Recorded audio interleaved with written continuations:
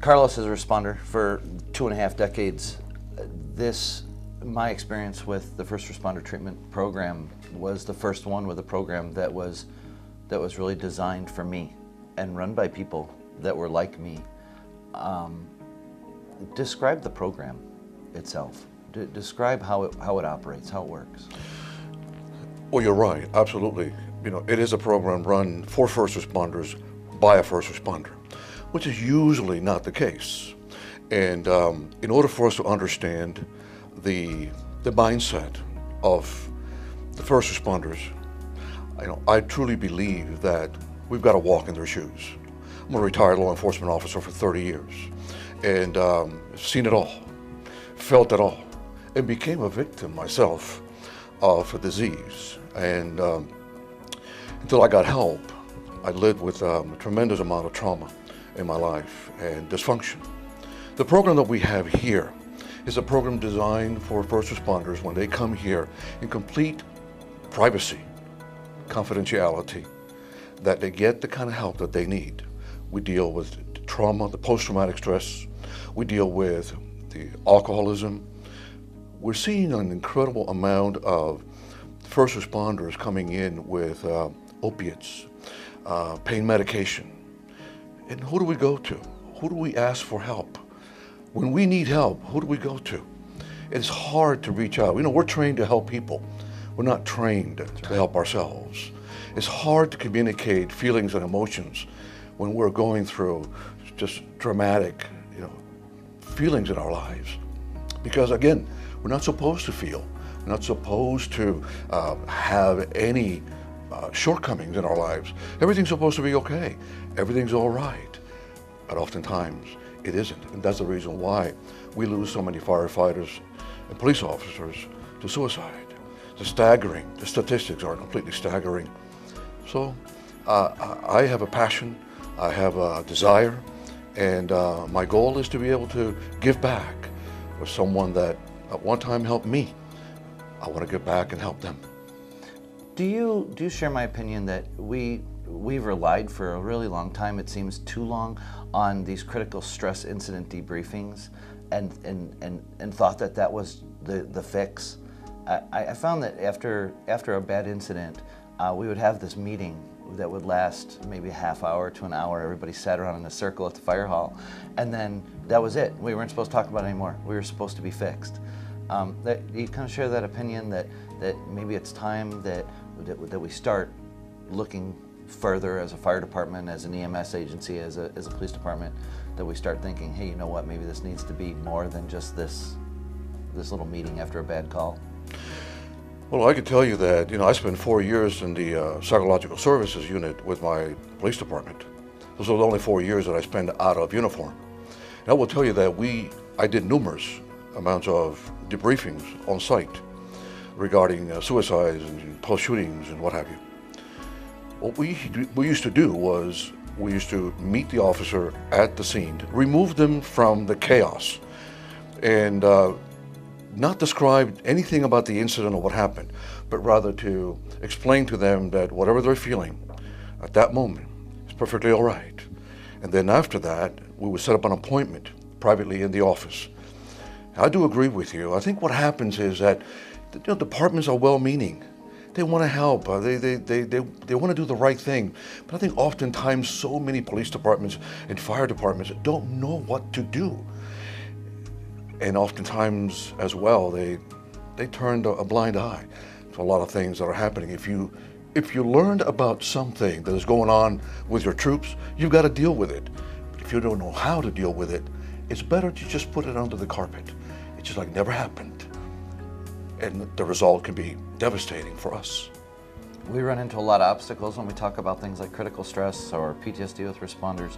I'd like to know how you answer statements like, you know what, if you're not tough enough to handle this, you picked the wrong job. Oh my gosh, I have no idea.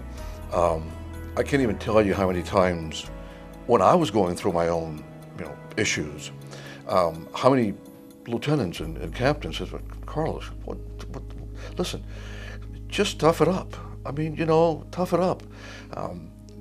just keep moving, and you know, things will get well. Things will get better. Obviously, they didn't, but they don't know how to deal with us. When they trained us in such a way that we become robotic. We become, it's almost like this automatic feeling of just doing and helping, and somehow we lose ourselves. We miss the most important thing. It is our own lives. That if we're not together in here and in here, how can we offer the very best of ourselves to others? But unfortunately, the history says it all. We're helpers. We don't need help. Right, right. Tough enough to do the job. More than tough. Do you find, as responders come through the program, are you finding that maybe there should have been a level of education provided way back to not just them, but to their families? I know that in my own life, it wasn't just me that crumbled. I had this beautiful wife that didn't know how to deal with me when I came home. She had no idea. Nobody had ever told her that this was a side effect. She thought she was marrying a hero, and that is not what she was seeing at home. Are you finding that here? I'm finding it not only in my own life, I found that to be true, but also the fact that I hear that all the time.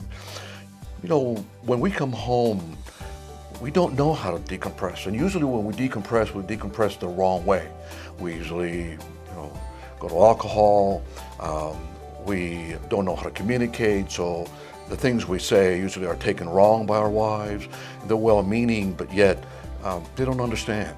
And because we lack that ability to express feelings and emotions, it becomes even more of a problem at home. And I had a rule at home. When I come home, don't ask me anything. Don't ask me anything, because when you do, you're going to get the wrong answer. And as a result of it, obviously, the marriage suffers.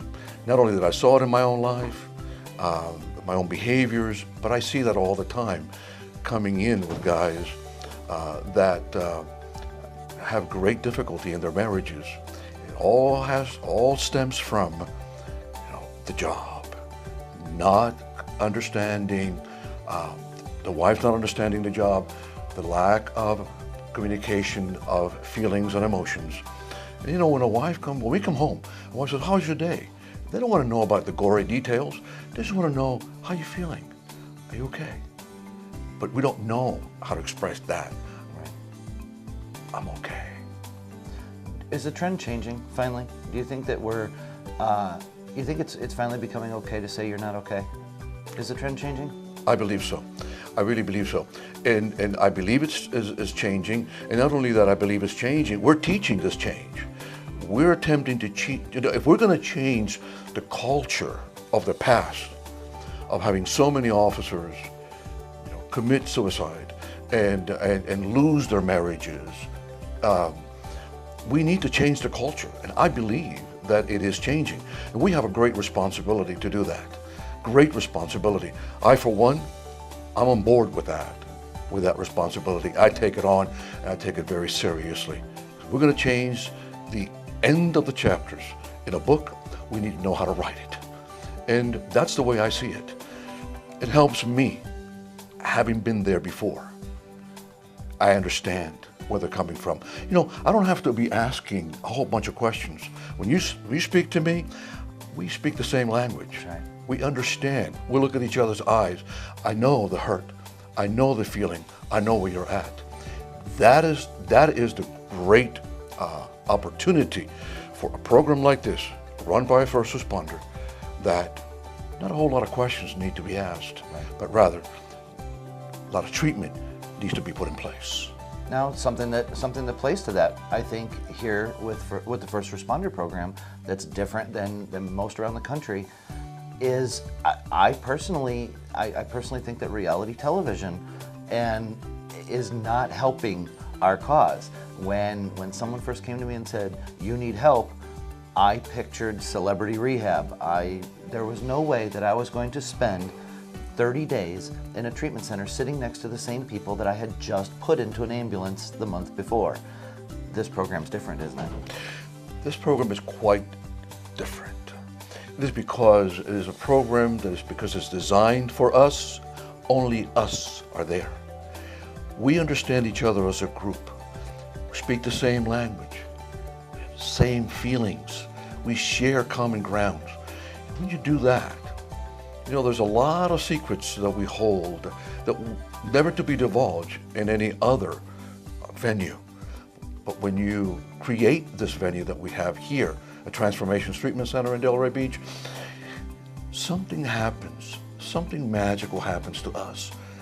We're among brothers and sisters, and that makes a total difference. You're involved in awareness campaigning on this. This isn't just about getting people into the center. It's about keeping people out of it, isn't it? It is absolutely about keeping people out of it.